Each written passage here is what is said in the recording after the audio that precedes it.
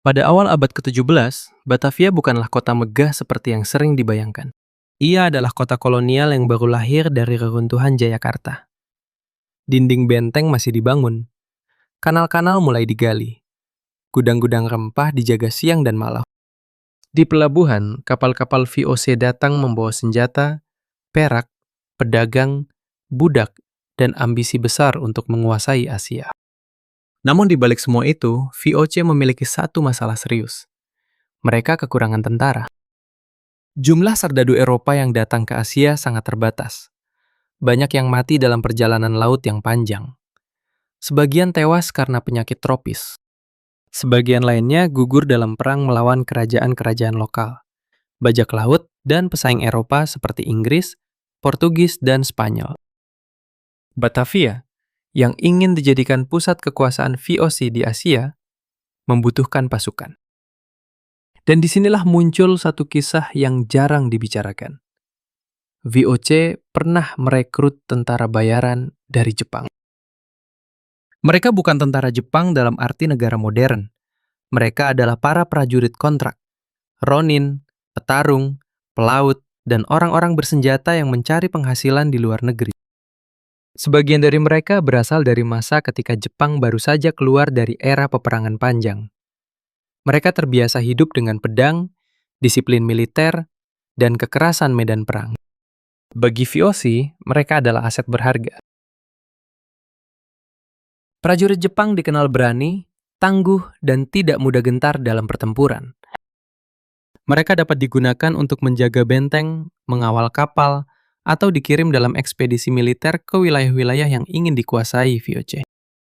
Pada masa awal kekuasaan Jan Pieterszoon Koen, VOC mulai melihat tentara Jepang sebagai solusi cepat untuk memperkuat kekuatan militernya di Asia.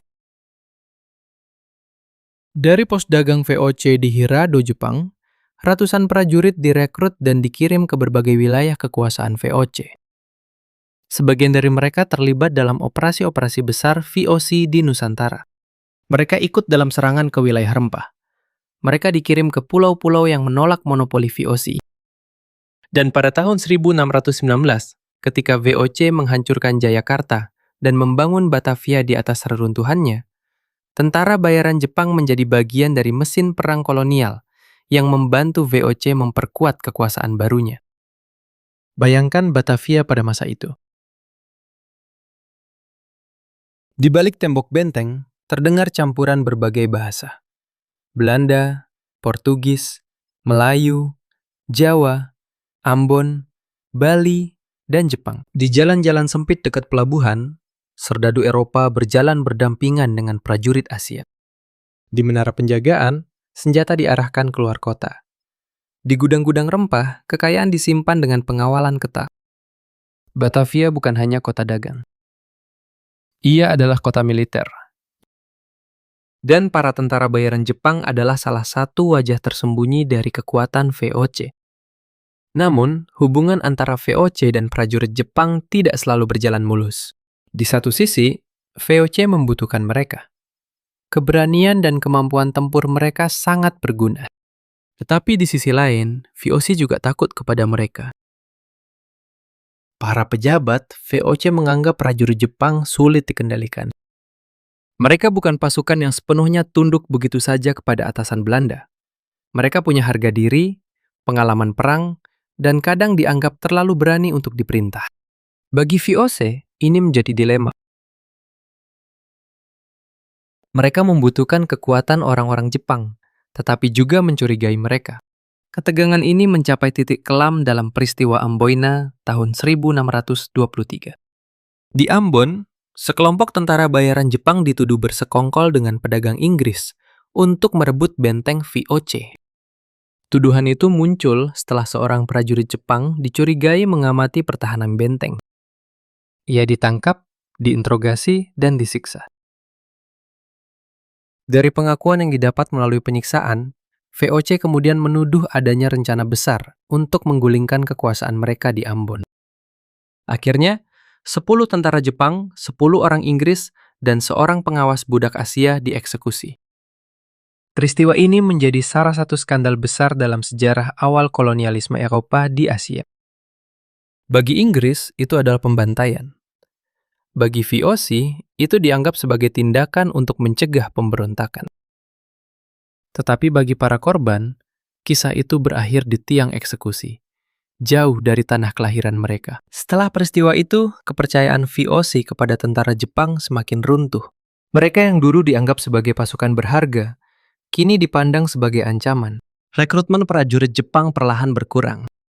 Apalagi Jepang pada masa pemerintahan Tokugawa mulai membatasi hubungan luar negerinya.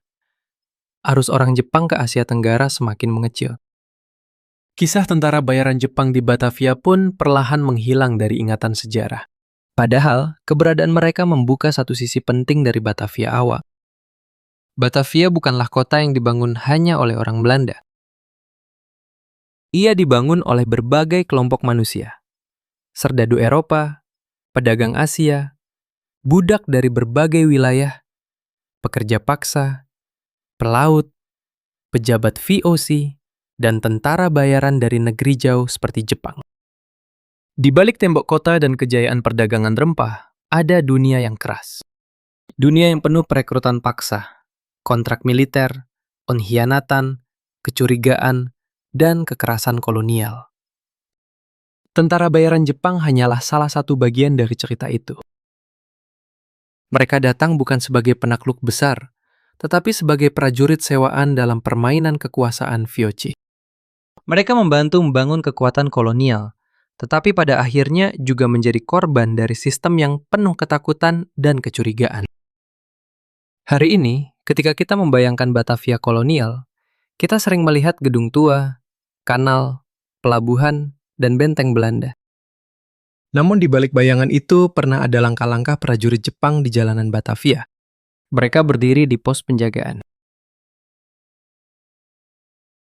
Mereka mengangkat senjata untuk VOC.